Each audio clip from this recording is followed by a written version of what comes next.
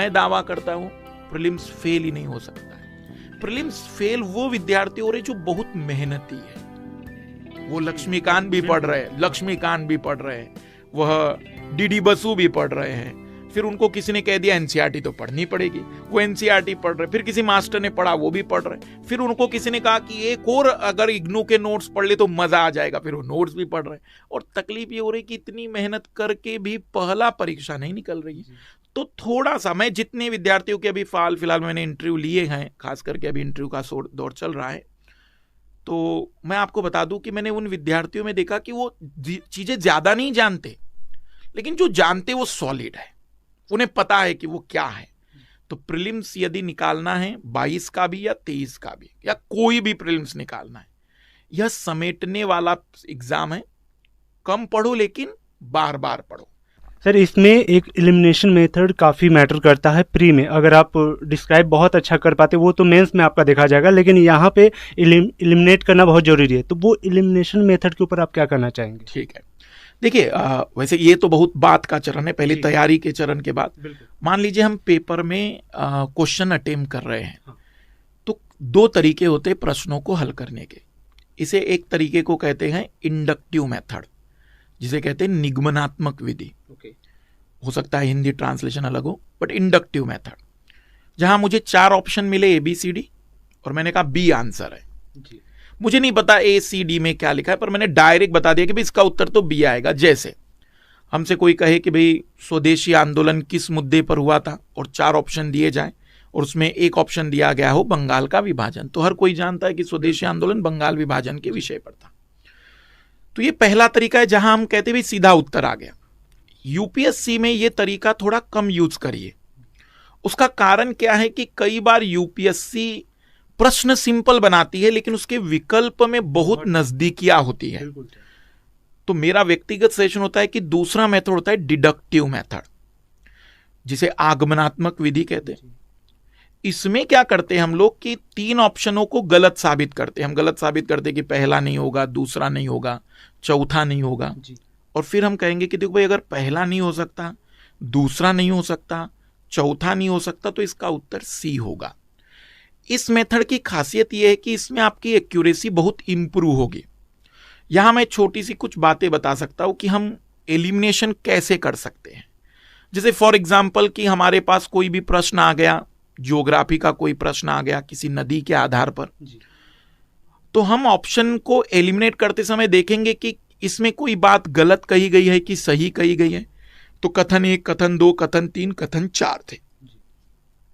अब ऑप्शनों में सारे कथन कैसे दिए थे विकल्प के रूप में?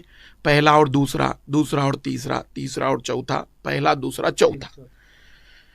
तो फिर ऐसे सवालों में हम क्या करते कि किसी एक कथन की गारंटी लेते कि क्या वो सही होगा कि वो गलत होगा, गारंटेड, जिसमें हम कह सकते भाई मुझे चारों नहीं पता लेकिन मैंने कहा तीसरा तो हो ही नहीं सकता है। तो अब क्या करेंगे, हम जिन जिन में तीसरा दिया है पहले वो ऑप्शन हटा देते हैं, एलिमिनेट हो गए। अब 2 ऑप्शन बचे हैं। अब उन दोनों ऑप्शन में एक में लिखा है 1 2 और एक में लिखा है 1 2 4। तो ये तो तय हो गया कि 1 और 2 तो है। अब लड़ाई केवल बची है चौथे ऑप्शन की। तो विद्यार्थी अब केवल उस चौथे ऑप्शन की सत्यता का परीक्षण करें। अगर चौथा ऑप्शन सही है तो ऑप्शन आपका 1 2 4 है, अगर चौथा ऑप्शन आपका गलत है तो 1 2 आंसर हो गया। इसलिए पहले किसी एक कथन की गारंटी लीजिए कि वो सही होगा कि गलत।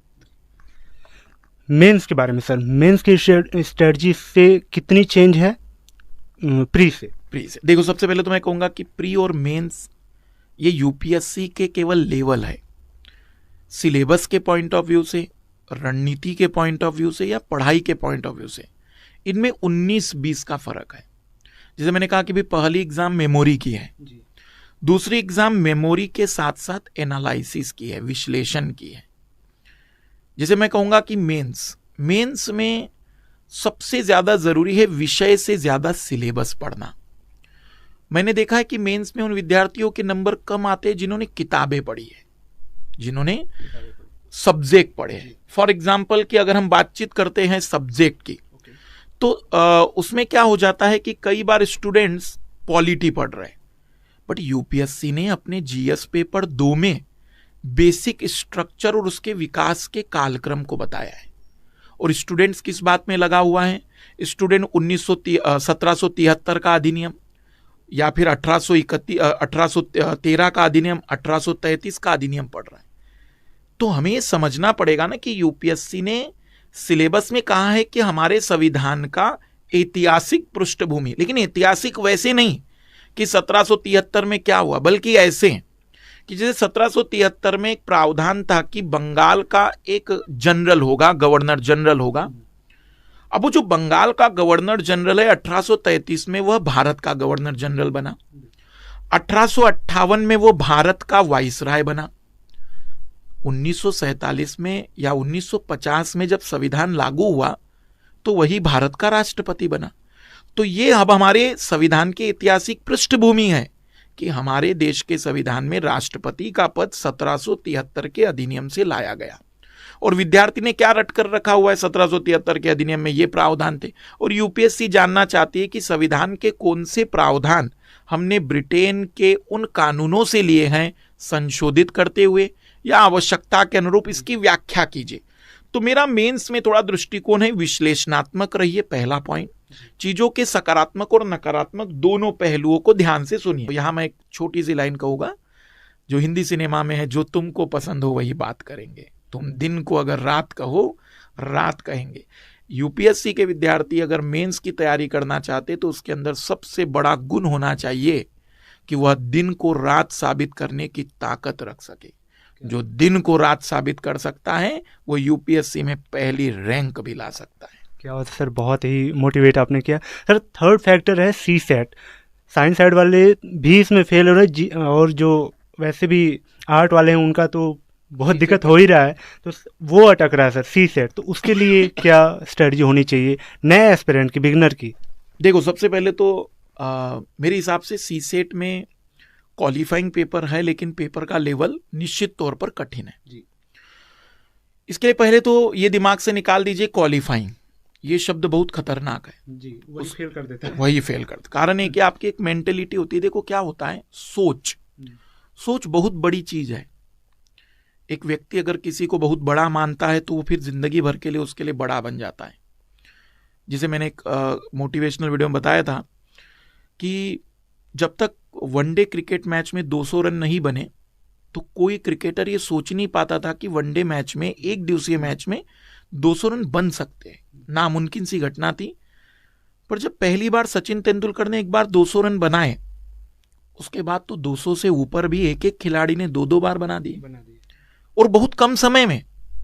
सोच बदल गई यहां लोगों की। तो क्वालिफाइंग की सोच को बदलना है हमें। उसे एक पेपर के रूप में, एक प्रॉपर विषय के रूप में, एक प्रॉपर तैयारी जैसे जीएस की होती वैसे उस पर भी ध्यान देना है। थोड़ा कम पढ़ना है, नए विद्यार्थियों को आदत डालनी है। भाई देखो, यूपीएससी निकालना है, हमें ये नहीं सोचना है कि यूपीएससी ने ये क्यों पूछा, वो क्यों पूछा। हमें ये सोचना है कि अगर उसके लिए योग्यता का आधार ये है तो ये योग्यता मेरे अंदर होनी चाहिए और मैं लाऊंगा वो। इसलिए हम पहली सोच बदलेंगे। दूसरा, थोड़ा मैथ्स और रीजनिंग में, देखो 10वीं में मैथ्स वीक हो सकता है, कई कारण हो सकते हैं। 10वीं में शिक्षक है, 10वीं की मैच्योरिटी है, 10वीं की उम्र है। लेकिन आज हमारी उम्र अलग है, मैच्योरिटी अलग है, हम चीजों को समझते हैं। तो मैथ्स पढ़िए। कई विद्यार्थी कहते हैं मेरा मैथ्स बहुत वीक है। मैं उन्हें कहता हूं कि कुछ मत करो, 2 टॉपिक पर काम करते हैं। परसेंट शुरू करते हैं और परसेंट को 10 बार पढ़ते हैं। देखे क्यों नहीं आता मैथ्स, 10 बार याद हो जाएगा, रट जाएगा, और क्या हो सकता है। तो मैथ्स आ गया ना, रट भी गया तो भी आ गया, मुझे तो आना चाहिए ना। तो पहला मैथ्स में कुछ टॉपिक सेलेक्ट करिए और उसकी शुरुआत करिए। यूट्यूब पर मैंने कई वीडियोस में मैथ्स के कई टॉपिक कवर करा दिए। फिर रीजनिंग पर आइए और रीजनिंग के एक एक टॉपिक को बढ़िया से, बढ़िया का मतलब ऐसा नहीं कहूंगा मैं कि क्लॉक पढ़ा और अब उस पर 100-200 सवाल लगाने, नहीं। क्लॉक की थ्योरी बढ़िया से रेडी करो और उसमें फिर 15-20 क्वेश्चन लगा दो, थोड़ी सी प्रैक्टिस कर लो और कंसेप्ट या फार्मूले को याद कर लो। कॉम्प्रिहेंशन पर ज्यादा भरोसा नहीं। कॉम्प्रिहेंशन हमारे लिए ब्रह्मास्त्र है, एक अंतिम विकल्प है। अंतिम विकल्प मतलब जब कोई मदद ना करे तो कॉम्प्रिहेंशन मेरी मदद करेगा। लेकिन लोग क्या कहते हैं, कॉम्प्रिहेंशन को ही पहला ढाल बना लेते, पहले ही हथियार बना लेते, वो ज्यादा नंबर, मतलब उन्हें लगता है कि कॉम्प्रिहेंशन ही पहला ट्राई करेंगे। अब सोचो, ब्रह्मास्त्र ही चला दिया और वो फेल हो गया, अब बचा कौन सा हथियार है। इसलिए पहले हम अपने जो भी हल्के पुल्के हथियार है, भाई मैथ्स है, मैं मैथ्स ट्राई करूंगा, रीजनिंग है, रीजनिंग ट्राई करूंगा, डाटा इंटरप्रिटेशन ट्राई करूंगा। जब ये विकल्प मेरे खत्म हो गए तो मेरे पास अल्टीमेट वीपन तो कॉम्प्रिहेंशन है, फिर तो मैं अंतिम रूप में चलाऊंगा ही। तो सीसेट के लिए 3 बातें। पहला, मेंटल चेंजेस, क्वालिफाइंग की जगह उसकी मेहनत पर ध्यान देना है। दूसरा, अपनी जो वीकनेस है रीजनिंग मैथ्स की उसको बेहतर करना है। तीसरा, कॉम्प्रिहेंशन को पहला विकल्प नहीं अंतिम विकल्प मानना है, सिलेक्शन कहीं नहीं जाएगा जी। कुछ बच्चे सक्षम है इसकी तैयारी करने, लेकिन वो फाइनेंशियली और थोड़ा आर्थिक स्थिति कमज़ोर हैं, गरीब जो बच्चे हैं, उनके लिए सर आप इस फील्ड में क्या योगदान दे सकते हैं? अगर वो आपसे अप्रोच करें तो उसके लिए कुछ आप कर रहे हैं क्या? मैं 3 चीजें एक साथ कर रहा हूं। देखो, मैं भी सामाजिक व्यक्ति हूं, तो सामाजिक जिम्मेदारी मेरी भी बनती है। निश्चित ही समाज से ही पैसा कमा रहा हूं मैं भी। तो सबसे पहला तो हम जो ऑफलाइन बैच ला रहे हैं, इस ऑफलाइन बैच में मैंने स्कॉलरशिप टेस्ट रखा, ताकि फीस जिन लोगों के पास देने की ताकत नहीं लेकिन उनका दिमाग बहुत सक्षम है, तो मैं चाहता हूं कि उन विद्यार्थी स्कॉलरशिप टेस्ट के माध्यम से न केवल अपनी फीस कम कर ले, बल्कि स्कॉलरशिप टेस्ट में जो भी विद्यार्थी अच्छा परफॉर्मेंस कर पाएंगे, मतलब मैं कहूँगा कि 70%, 75% लाते हैं, तो ऐसे विद्यार्थियों के लिए मेरा मकसद है कि उन्हें मैं आर्थिक रूप से प्रति माह 2,000 रुपए की मदद भी करूँगा। ये पहला शुरुआत है। दूसरा, let's crack UPSC CSE Hindi Unacademy का चैनल है। मैं प्रतिदिन 7:30 बजे, कभी 6 बजे लगातार विद्यार्थियों के लिए फ्री क्लास लेता ही हूँ। वो कारण अलग है कि कभी कभी सब्जेक्ट पूरे नहीं हो पाते, कारण ये है कि 1 घंटे, 1.5 घंटा, 2 घंटे होते हैं, पर मैं फिर भी उपलब्ध पूरा कराता हूँ। और अभी 22 वालों के लिए लगातार मैराथन। तीसरा, मैं कहूँगा कि अनअकैडमी प्लेटफॉर्म ने भी एक अच्छा विकल्प दिया है बच्चों को। ऑनलाइन यूट्यूब पर तो फ्री कंटेंट है, बट बच्चे को सेल्फ कंट्रोल होना चाहिए। और अनअकैडमी भी संडे के दिन 11 बजे स्कॉलरशिप टेस्ट रखती है। उस स्कॉलरशिप टेस्ट को देकर भी हम बहुत तरीके से अपनी फीस को कम कर सकते हैं। क्या है, लोगों को अब तैयार होना चाहिए। मेरे हिसाब से मैंने देखा है, मैंने फील किया है कि यदि एक विद्यार्थी पूरा 100% फोकस्ड होकर अपना डेडिकेशन 100% दे दे, तो कायनात नहीं, पूरा यूनिवर्स उसके लिए अपनी ऊर्जाओं को संग्रहित करके उसकी सफलता के लिए सीढ़ियां बनाना शुरू कर देता है। जरूरत है आपका 100% तैयार होना। अधूरे मन से तो भीष्म पितामह महाभारत नहीं जीत पाए, तो हम कौन सी बड़ी चीज है। सर, आपकी स्कॉलरशिप जो अभी हो रही है, स्टार्ट हो रही है, कल से हो रही है, थोड़ा सा इसके बारे में आप बताइए कि कैसे अप्रोच कर सकता है और इसका क्या फॉर्मेट है? इसका 17 तारीख, मतलब कल संडे के दिन टेस्ट है। इस टेस्ट में जीएस के 100 सवाल पूछे जाएंगे। 2 घंटे का टेस्ट होगा, यूपीएससी से डाउन लेवल रहेगा, और मिनिमम 40% का क्राइटेरिया है। 40% से कम नंबर वालों का कोई स्कॉलरशिप नहीं रहेगा, मतलब कोई रियायत नहीं रहेगी, फीस पूरी रहेगी। 40% से ज्यादा वाले जो विद्यार्थी रहेंगे उनको मिनिमम 25% स्कॉलरशिप होगी। पर मान लो कोई स्टूडेंट 70% लाया, तो 70% उसको पूरी फीस माफ रहेगी। कोई 90% लाया तो 90% फीस माफ रहेगी। कोई पूरा 100% लाया मान लो, तो वो हमारे लिए तो गॉड गिफ्टेड बच्चा है। ऐसे विद्यार्थी की मदद मैं नहीं, पूरा मुखर्जी नगर करेगा।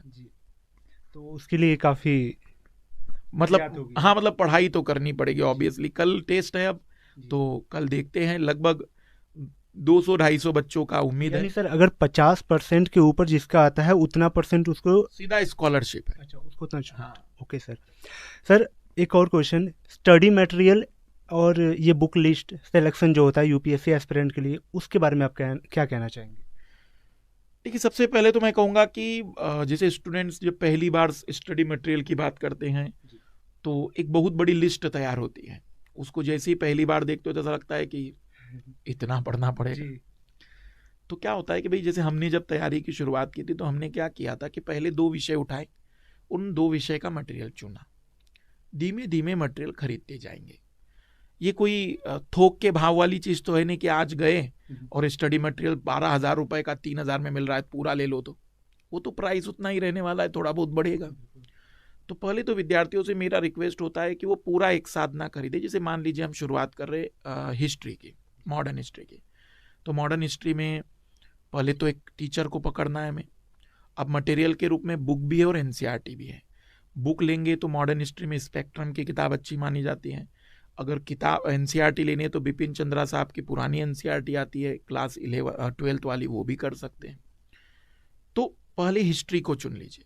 फिर जब आप दूसरा विषय उठाएंगे, मान लीजिए पॉलिटी उठा रहे हैं, तो आप पॉलिटी में भी वैसे ही टीचर को पहले पकड़ेंगे। फिर या तो आप लक्ष्मीकांत हो गया, डीडी बसु हो गया, रामकिशोर शर्मा हो गए, आर.के. शर्मा, कोई भी किताब ले सकते, कोई एक किताब चुन ली। एनसीईआरटी में कक्षा 11वीं की एनसीईआरटी है, लोकतंत्र की चुनौती, अच्छी किताब है। इन दोनों मटेरियल को उठा लीजिए और फिर प्रीवियस ईयर क्वेश्चन। तो मटेरियल अब जमा मत करिए, पहले इन दोनों को प्रॉपर तरीके से टाइम दीजिए। जब आपको लगे कि ये कवर हो गया है, अब आपको तीसरे विषय में इंट्रोड्यूस होना है, तो फिर तीसरा उठाइए। लिस्ट बनाकर कुछ नहीं होने वाला है।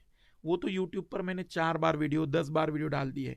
बच्चे ने ये समझना चाहिए कि हमारा मकसद होना चाहिए एक एक चीज, एक एक लक्ष्य को तोड़ते हुए आगे बढ़ना। ऐसा नहीं है कि अचानक एक दिन सारा कुछ जान लेंगे तो दुनिया बदल जाएगी। मैं एक छोटा सा उदाहरण देना चाहूंगा कि इस समय मैं जो इंटरव्यू विद्यार्थियों के ले रहा हूं, अधिकतर विद्यार्थियों से मैंने जब पूछा कि भाई आप लोगों ने पहले अटेम्प्ट में अगर निकाला है तो आपने क्या किया, तो बोले सर हमने बस एक ही काम किया है, लिमिटेड पढ़ा, बार बार पढ़ा और सिलेक्शन देखा है। कारण ये कि प्रीलिम्स में भी कट ऑफ आप देखेंगे 55% है, मेंस का कट ऑफ 45% का है। तो जब जरूरत ही उतने परसेंट की है तो भाई तैयारी में आप फेल क्यों रहे। मैं ये मान के चलता हूँ कोई एक किताब, कोई एक मास्टर विषय में 100% नहीं बताता, 80% तो बताता है। 80% तो ताकत से लगा लो। उसमें से ही अगर तुमने 50 और 55% निकाल दिए तो पॉसिबिलिटी बहुत अच्छी है। तो ज्यादा फैलना नहीं है। यूपीएससी में सिलेक्शन बहुत सरल है, बशर्ते एक नियम याद रखना है, हमें ज्यादा भटकना नहीं है, सीमित